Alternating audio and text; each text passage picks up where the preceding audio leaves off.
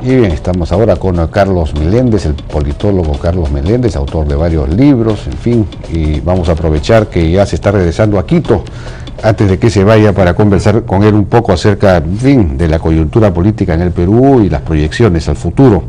Carlos, buenas noches, ¿qué tal? ¿Cómo estás? Buenas noches, Jaime. ¿Qué tal?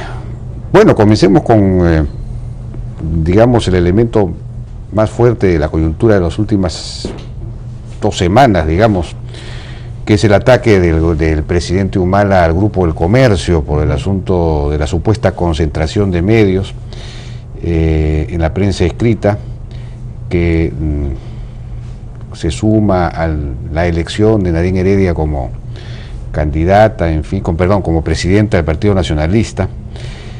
¿A qué se debería esta actitud, digamos, este súbito ataque del presidente Humala a un grupo importante, un grupo, ¿no? Es decir, ¿qué es lo que busca? Recobrar iniciativa, popularidad, autoridad, denunciando una concentración. Esto se enmarca en algún plan. ¿Cómo ves este tema? Sí, bueno, los intereses solo los sabrán ellos, pero lo que estamos viendo es una suerte de estrategia de polarización política a nivel de las élites. Durante el año pasado, la aprobación presidencial se basaba básicamente en el antifujimorismo y el antiaprismo, es decir, el gobierno no tenía un respaldo popular propio, sino trataba de, en la opinión pública, azuzar los ánimos antifujimoristas y antiapristas para ganar el respaldo, ¿no? Eso lo que vimos es que se fue desgastando durante todo el año 2013. Y al final del año pasado y este año lo que vimos es que han insistido, y va a parecer, seguirán insistiendo en esta política de los antis, basarse en antis como parte del soporte político propio. Yo creo que más allá de los temas de debate que debe haber sobre el acceso a medios de comunicación, libertad de prensa, etcétera, el hecho de que el presidente se involucre directamente politizando este tema, es una parte de una estrategia de agudización de posiciones. En vez de tender puentes, en vez de buscar espacios para llegar a acuerdos de políticas nacionales, lo que vemos es a un presidente muy dispuesto, con una vocación de generar oposiciones. Pero, ahora, eso funciona dentro de un régimen bolivariano, por decirlo así, o fujimorista, en el sentido del primer Fujimori, o segundo Fujimori, digamos, dentro de un régimen populista que parte la sociedad entre los buenos y los malos, y entonces ataca a los malos para, digamos, aglutinar a los buenos en nombre de los supuestamente buenos, en nombre de unas políticas que terminan siendo o muy autoritarias o muy populistas, ¿no? Pero dentro de un régimen democrático, esa estrategia no tiene sentido, ¿no? Es decir, es contraproducente, porque el presidente en un régimen democrático trata de buscar la unidad para precisamente lograr aceptación a sus programas, a sus proyectos. ¿Cómo es así o no? Sí, es que lo que pasa es que tienen unos principios, por llamarlos ideológicos, muy fuertes. Lo que está haciendo la pareja presidencial con estos temas es polarizar, no en términos solamente de simpatías o antipatías, sino en términos de elementos ideológicos, ¿no? El hecho de estar en contra de políticas de libre empresa claramente te define en una posición ideológica. Ahora, lo que sorprende es que esto suceda en el tercer año. El tercer año es el año más inestable de los 5 años para cualquier presidente. Y en un tercer año que haya una polarización, las polarizaciones políticas siempre se resuelven con elecciones. Siempre hemos visto polarizaciones previas a un contexto electoral, ya sea a nivel... Eso sí es normal. Eso es normal, pero provocar un contexto de polarización a mitad de gobierno es muy peligroso para la estabilidad política, para la estabilidad de las inversiones, porque te genera gratuitamente una situación no solamente de oposición, sino también de crisis política. Yo conversaba de esto con Javier Barrera, que es alguien que ha estudiado el tema de la estatización de la banca, y encontrábamos algunos similares, algunos parecidos.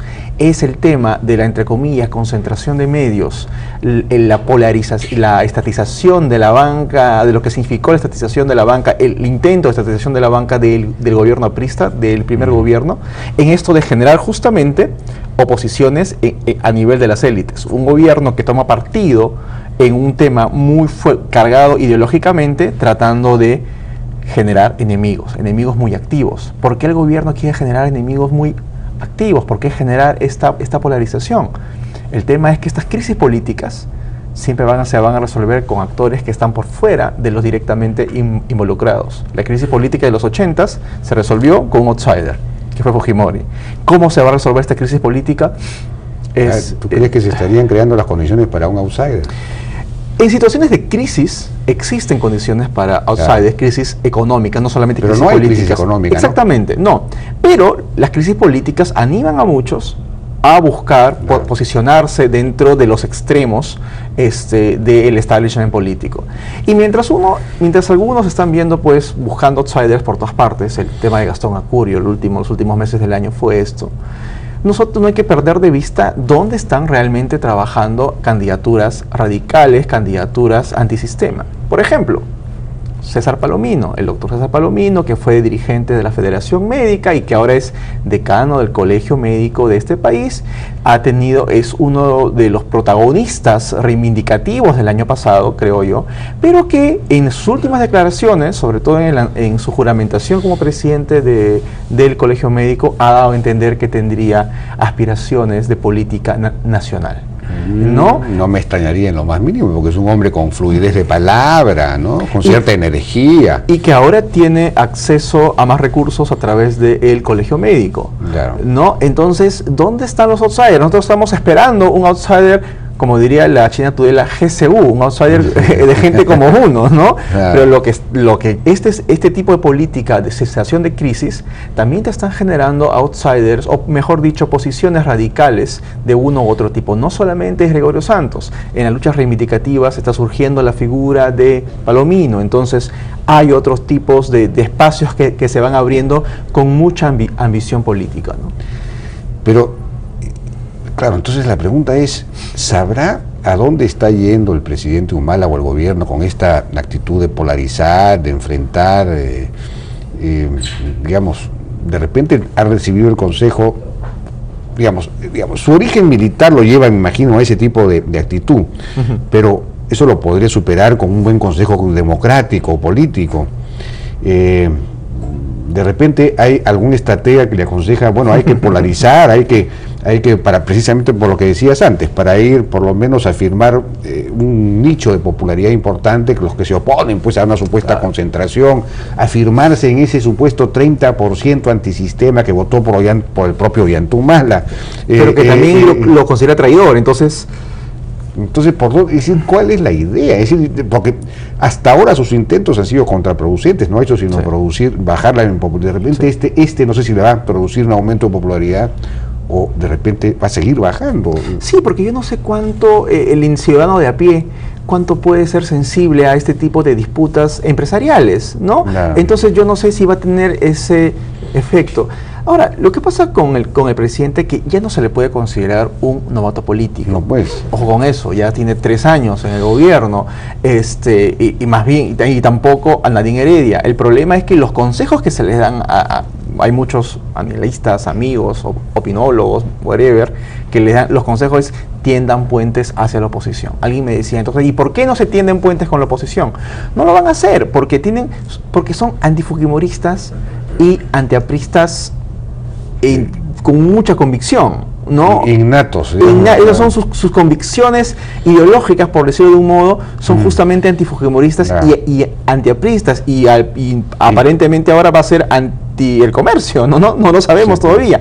Entonces eso le impide hacer una política de coaliciones, una política donde pongan los intereses públicos, la necesidad de reformas políticas, la necesidad de reformas estatales por encima de estas disputas que claramente solamente corresponden a intereses privilegiados. Ahora, para finalizar con esta idea, la entrevista que le hicieron a Humala a fin de año, donde sale con su esposa y sale con sus niñas, creo que la metáfora del presidente incapaz de poder armar un rompecabezas, ¿no? Incapaz de armar un Lego, inclusive aislándose para armar el Lego, donde las niñas le dicen, papá, se hace de esta manera el rompecabezas, y él no quiere, y genera mucha ansiedad por armar este rompecabezas. Creo que es la metáfora de este político que no es capaz de poder armar todas las piezas a pesar que las tiene enfrente, ¿no? Está muy buena esa observación, muy buena. Ahora, cabe la posibilidad de que lo que esté buscando es crear o recuperar esa base que originalmente lo eligió para poner como candidata a Nadine Heredia en el año 2016.